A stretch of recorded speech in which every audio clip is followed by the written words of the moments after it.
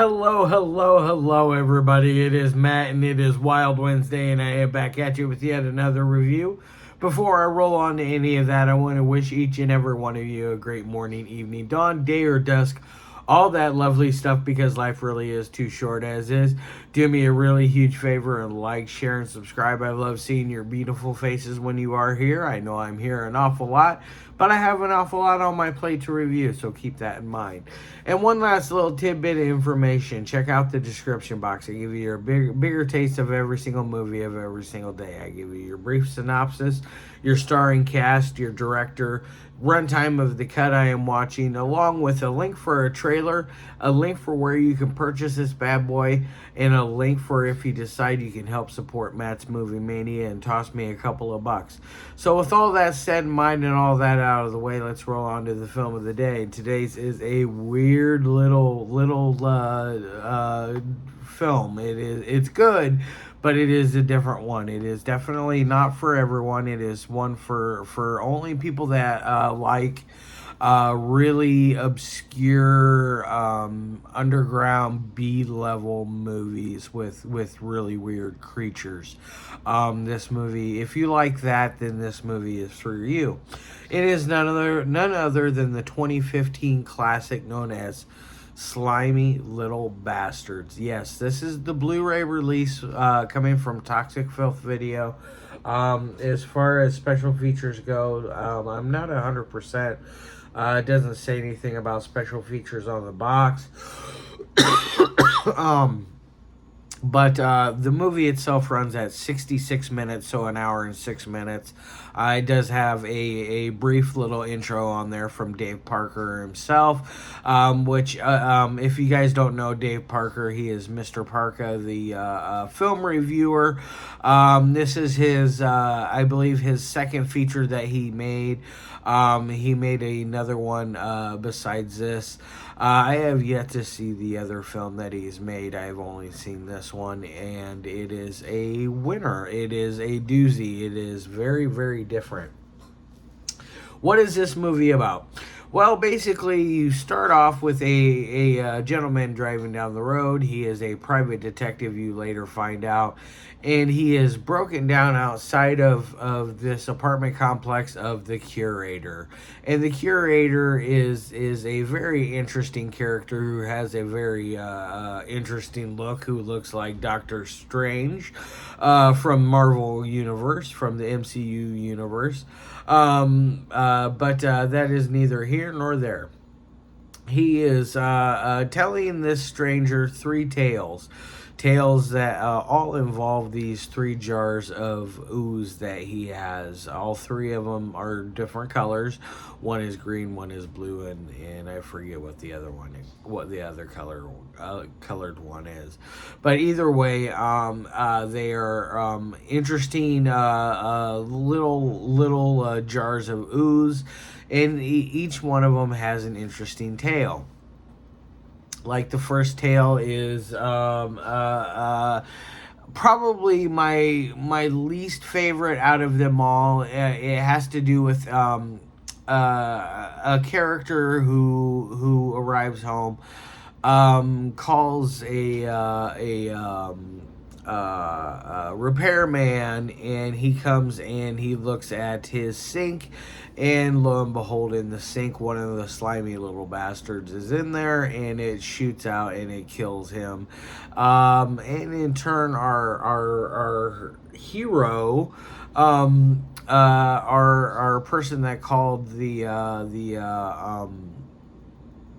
repairman in the first place, decides he's going to vanquish our monster, and he does it by eating it. It turns into this gelatinous, like Jello type ooze that is very interesting. Like I said, it's probably my least favorite out of all three of them. Then you roll on into the second story. The second story is very interesting. It's about a girl who has a mental illness, and she is being treated by a guy who seems to care, but he has decided to put her on this new experimental drug that she pours in her ear 3 days in a row, and it's supposed to help with all of her hallucinations and all of her mental illness problems. Does it help? Not really. She ends up losing her mother in the process, and in turn, it makes her go crazy, and she decides she's going to go after our doctor and kill him. Very interesting story. And then we roll on to the third one, which is absolutely my favorite out of all three of them. It happens to do with a group of friends that are getting together to play some Dungeons and Dragons, some play some D&D, and they are eventually attacked by our slimy little bastards, a frog and a rock-looking type creature, which the frog eventually breathes out this gas that makes them hallucinate and think that they are in a different place in a different time, with weapons, and they are fighting for their life. It is very interesting, very fun story. I really liked the third one. There's a lot of really silly humor throughout the entire film. It doesn't really take itself seriously, and that's what I like about it. It doesn't go overboard on the serious factor. It really just is what it is type of movie. It does get a little cringy in places. I'm not gonna lie. It's not perfect, but it is far from bad by any means. It is still a very, very, very fun movie to watch. I absolutely adore it. I have the original DVD of it somewhere packed away still. But I was kind enough to receive this amazing Blu-ray from Jason Toth over at Toxic Filth, and I had to review it.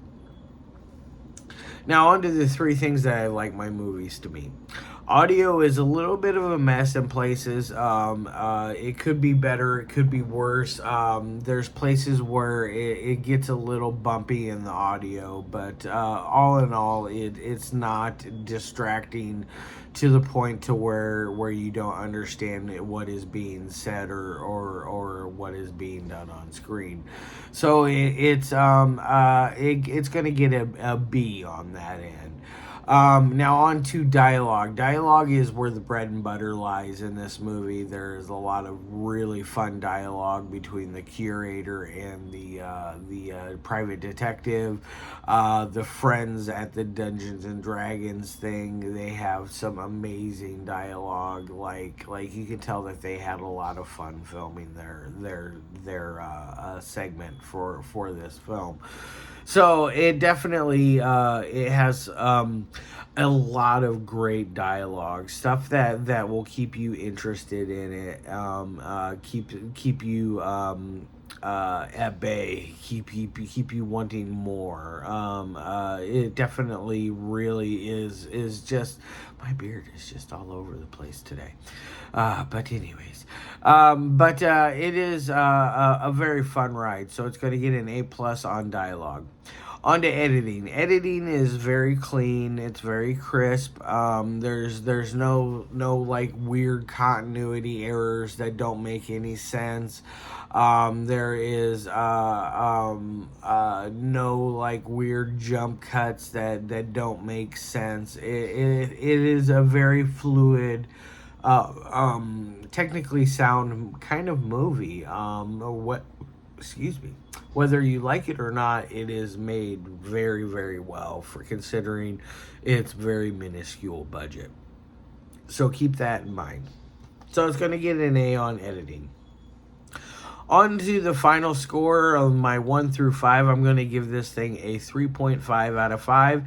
It's above average movie. It could be better. It could be way worse. It's not something I feel everybody needs in their collection. But if you love really cheesy B horror flicks, this needs to be in your collection. You need to see Slimy Little Bastards from Dave Parker. It is well worth that watch if you are into those sort of films. Otherwise, I would say skip it. Other than that, I'm gonna get the hell out of here. I got things to do. I hope all of you guys have a fantastic rest of your day. I'll see you on probably Friday for yet another review. I'm gonna try to do Monday, Wednesday, Fridays now for this month, and then probably continuing into next month. Doing them 7 days a week is a lot on me to do, and plus I'm trying to not spread myself so thin and do so many reviews in 1 month. So keep that in mind. All right, guys, love your faces, and as always, peace.